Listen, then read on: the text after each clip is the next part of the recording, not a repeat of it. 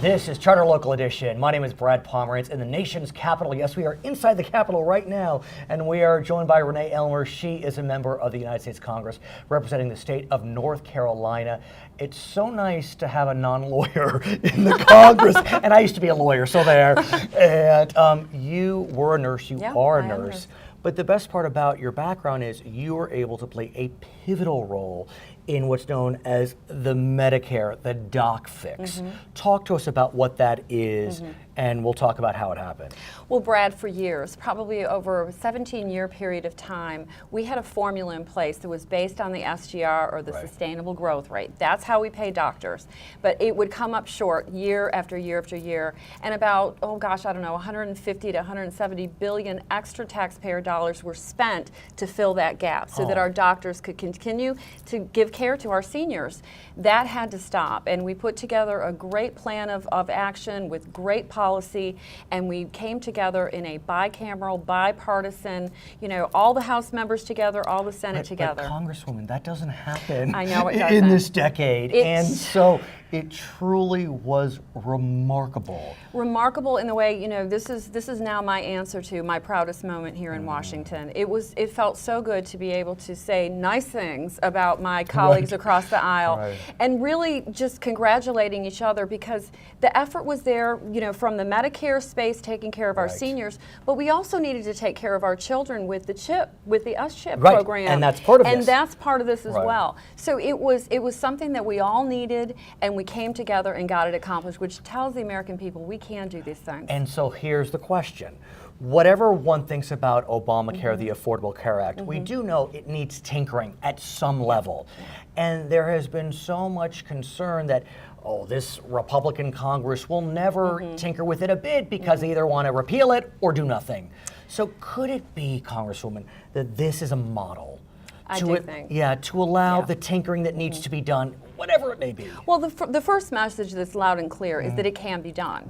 Absolutely. We can work together on these issues. And we know that there are going to have to be changes made soon. We know the Supreme Court is going to be deciding soon. We don't know where that is going to go. So something is going to have to happen. The important thing is that we're all working together to make sure the American people know that there is a safety net in place, that no one is going to go without health care coverage. We want to make sure that every American has affordable health care coverage. We need to take care of those who cannot take care of themselves. But we have to find the method forward that will actually work. So when we think about taking care of each other, taking care of our community, you may be working on the lofty, grand issues for the nation, but you haven't forgot about home. And home includes that iconic Fort Bragg. And I got to tell you, I was shocked when I learned that Fort Bragg was on the chopping block. Now, Congressman, I don't know much about Fort Bragg specifically, but it's just one of those, like Fort Ord, Fort Bragg, certain forts are constantly hearing that name. And so it was a bit of a surprise to me that the Fort Bragg was at risk. What can you tell us in terms of background? Well, first of all, I just want to say how proud I am to be representing Fort Bragg and the people, our active military, our families, spouses, and our veterans. But we have a situation at Fort Bragg, the 440th Airlift Wing, which the Air Force has basically come forward and said that we want to remove some of the planes. The problem there with removing those planes is that jeopardizes the training of the paratroopers. We have our 82nd Airborne, we have our Special Forces, and they train regularly with these C-130s. If they're not there at the base at Pope Airfield, it's going to be a difficult ask to have planes come in every day and continue that training at that level. The issue with our paratroopers at Fort Bragg is that they are on call 24/7. They are part of a global response force that has to be ready to go. They have their bags packed at any given moment, and they could be going anywhere in the world within hours. Here's what's tricky is, I believe you, but what some may say is, well, wait a second. Who are we to say what the Air Force should do, what the Army should do? And if we start having members of Congress micromanaging the decisions of the military, it can create a slippery slope. We had this issue with base closures in the 90s. Oh, yes. And so you know. So how do you frame this in a way where it's good for North Carolina and it's good for the nation. Absolutely, and the main focus here for me is that I use the guiding principle that national defense is my #1 priority. So this is about military readiness. This is about making sure those paratroopers have the training that they need and that they deserve so that they can be ready to go at any given moment. If that is jeopardized, then that plays into the whole greater picture. And I agree. I like to listen to my military leaders. I need to listen to my military leaders.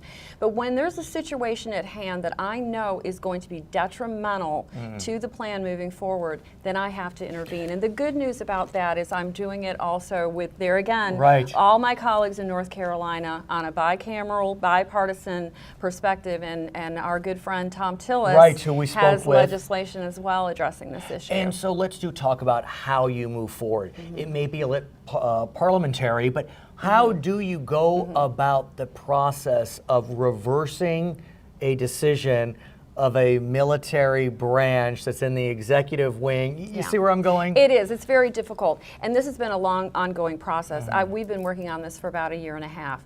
I have met with all the top level military leaders. Would you ever first thump, of all? by the way? No, I know. Renee Ellmers, the Thank nurse. You. I mean, but it's got to be, how good does it feel? But that's the thing.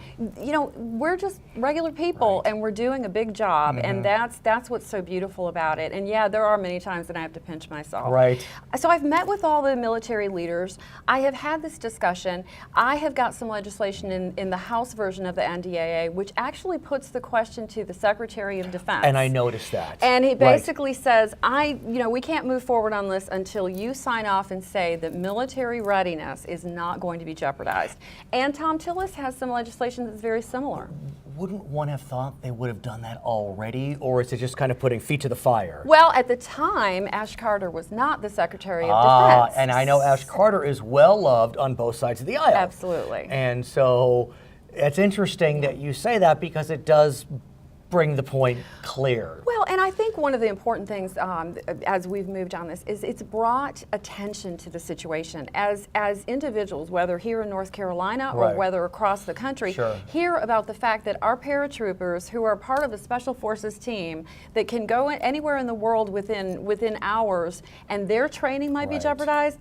Everyone kind of asked the question. But I do also want to talk to you about the men and women who work at Fort Bragg every day. I mean, those are your friends, those are your family, those are your constituents. It had been 1,400 that had been working there. I think that number's dropped. But look, every job's a good job. You know, whatever it may be. So tell me about them. What are they telling you? And how glad that you're able to say, you know, no promises yet, but it's looking better. Well, you know, and this, again, an ongoing promise. I don't want to make promises I can't keep. I don't want to overpromise and underdeliver.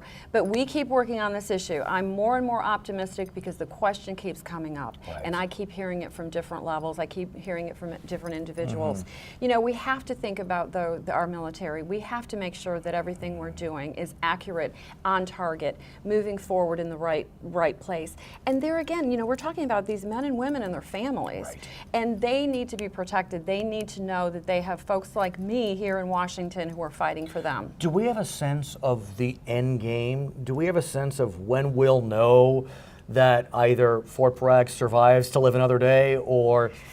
You know, I'm not sure. Okay, that's a fair answer. Don't know. That's a fair answer. That I don't know, because there's so much that plays into it.